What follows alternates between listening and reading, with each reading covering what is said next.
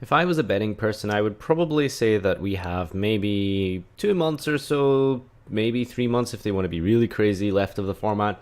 And I guess as we're sort of around about the halfway point, maybe 75% through the format's lifespan, I thought I would take the time to maybe sort of think about this format and reflect upon what it is about, Zephyrs that have really made me sort of be really revitalized with the game and sort of just fall in love with Yu-Gi-Oh again compared to, I guess, recent formats and perhaps maybe 2017 as a whole. So if we go back to 2014 and young whippersnapper Farfa tries and attempts to become the best king of games duelist, as every player tries to when they first start out, I was probably maybe trying to take the game a little bit more seriously, and it's definitely around about the time when I got good, maybe definitely not good, but I got more, competent, and I had at least a sort of structured and basic understanding. I think the key word there would be structured. I did sort of have a sort of methodical way of at least trying to deck build and at least trying to test and trying to actually play out my duels and have rules of thumb for technical play. So back then, I would say that probably in terms of actually, maybe not socially, but in terms of actual mechanics of the duel and the actual playing of the duel,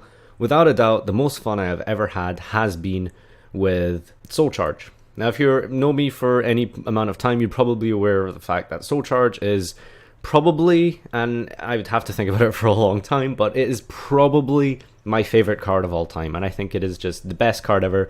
Some of the best moments and the most fun I have ever had in Yu-Gi-Oh! Has been in Soul Charge mirror matches, constantly trying to take apart each other's boards, trying to whittle down each other's resources and pick apart the board and then slowly go for that push. And it just felt really rewarding and really satisfying to play in Soul Charge mirror matches. So after that, when Konami implemented the Pendulum mechanic, I felt that it was honestly, and they honestly, if you think about it and reflect upon it, they do feel very similar, where I feel like Soul Charge is just the Pendulum mechanic just integrated into the game as a whole. The way you actually utilize Soul Charge and the way you Pendulum and summon stuff, I feel are very similar. So because I really enjoyed Soul Charge, that's kind of why Pendulum has resonated with me so well. So you're probably going to be wondering at this point, well, if you enjoy Pendulum so much, then why aren't you just playing Pendulum Magician because it's the best deck of the format, right? Well, the reason for that is I would like to direct you to my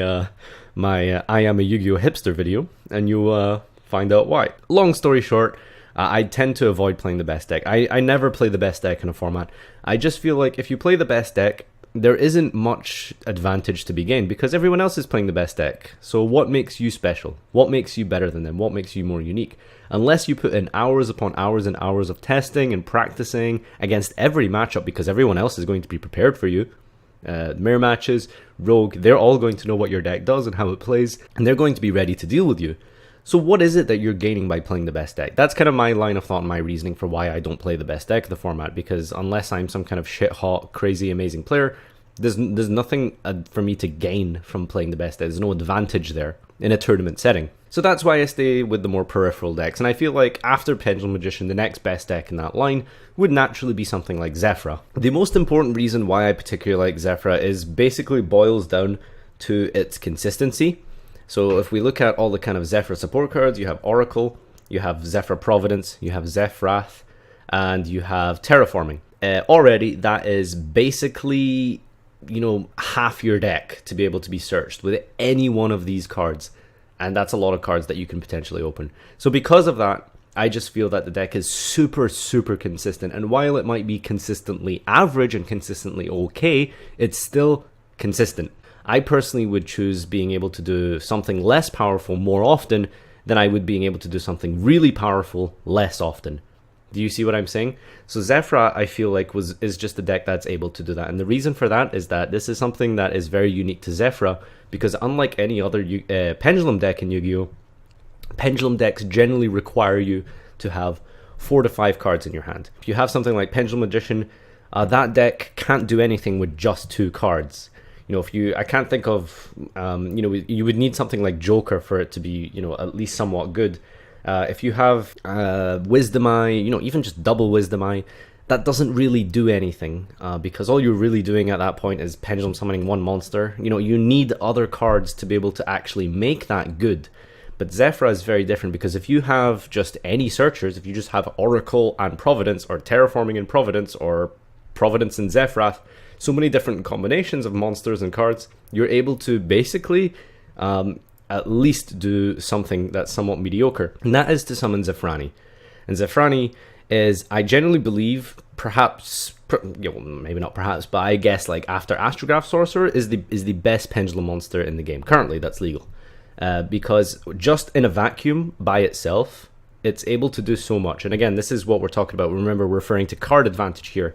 Pendulum Magician can do a lot of cool stuff, and they can do amazing plays if they have, a 4 to 5 card hand. Whereas Zephyra can do some okay plays with a 4 to 5 card hand, but at the very least, even just with 2 cards, it can do more than any other Pendulum deck with just 2 cards. So with just 2 cards, you can have a Zephyrath and another scale, and then you can Pendulum out Zephrani. Zephrani is a 2/6 wall. It floats into Providence, or it floats into War, which you can activate on your opponent's turn to pop one of their cards as a trap from your hand. And most importantly, it searches a counter trap. It searches a counter trap that negates absolutely anything that your opponent does, in the process allowing Zephrani to float and get you that extra combo card for next turn, or getting you even more disruption with Zephyra War. It just does so much with basically nothing. It's just 2 cards. Just 2 cards lets you generally have access to Zephrani in almost every Zephyra hand. So I feel like that creates a situation for Zephyr that it lets it build and create its deck completely, sort of more open-ended than other Pendulum decks. Generally in Pendulum decks, you're going to have, about 20 to 25 cards that are just Pendulum cards. Not because they're particularly amazing or broken, it's just because of the fact that Pendulums need scales to play. You need to activate 2 scales, which sometimes can honestly feel like a -2. Just the fact that the very act of activating scales can sometimes feel just like -2 straight off the bat, because in order to actually facilitate the Pendulum summon, you need to just have those scales up. And they don't even have to be very good, they don't have to do anything, you just need to be able to actually Pendulum out the rest of your hand and do something with it. So that's why I feel like Zephyr is really strong, because I can open 3 hand traps, and that's a brick in most Pendulum. That's a brick hand in every Pendulum deck, it's 3 hand traps. But with Zephyrath, if I have 3 hand traps and Zephyrath and a low scale, that's really actually quite strong. That is actually very, very strong by Zephyr standards. So that's probably the most important reason was why I like this deck, is because you're able to do a lot with a very easy and very consistent to reach combo with just 2 cards. And that allows you to play 3 other cards that actually let you function and do something with your hand. So that's probably the main reason. Other reasons as well, I do quite enjoy being able to access multiple summoning mechanics. I love the fact that you can synchro and then stack your deck with Stardust and then draw it. Stack it with Oracle and then draw it with Stardust. You can go into Exceed plays with like rank 6 plays that I do often. You might see them in the replays here. I just find that like having those different options is really, really cool, and I find it amazing. And I do love Baxia. I think Baxia is just a really amazing monster, and having really easy access to that in this deck is something that I find really cool as well. And I do like the fact that it's not very focused on OTKing your opponent. While you can definitely do 8,000 life point damage with this deck, generally what you're going to be doing is basically stopping your opponent from playing, slowly controlling the board, out-resourcing them, spinning their cards away with Baxia before you can finally do that final push. And I guess finally, to round off and sort of balance it out, some of the reasons to not play this deck is, well, generally if you're playing against anti-meta stun decks, decks with multiple floodgates and stuff like that, it's really unfun and very unsatisfying to win against these decks and just play against them in general. But Pendulum decks are specifically very weak to trap heavy decks and to decks that run the full Solemn Brigade or Anti-Spell Fragrance is really the main thing. Anti-Spell Fragrance is just on an emotional, metaphysical level soul crushing. It is honestly the worst thing ever to play against. And when you have something like True Jaco, which is extremely popular right now, it can be extremely frustrating to play this deck. And while other decks, and I feel like this is unique to Pendulum, other decks can kind of sort of function under their respective floodgates. So for example, Burning Abyss against like Shadow Mirror is very crippling. You can't activate anything in your graveyard in a graveyard deck. However, you can still summon those BA monsters from your hand. You can still make a Dante and wall up. You can still access your rank 3s and, you know, pop it perhaps with Grand Pulse, etc. Pendulums, on the other hand, cannot function at all under anti-spell. You really struggle under anti-spell. The only real way to do anything under anti-spell is to like normal summon Purple Poison Magician, use up your battle phase, use up your normal summon, crash, lose some life points, and then you can get rid of the anti-spell, which is so underwhelming and so terrible to be able to out it. And you know, that's assuming they have no other response,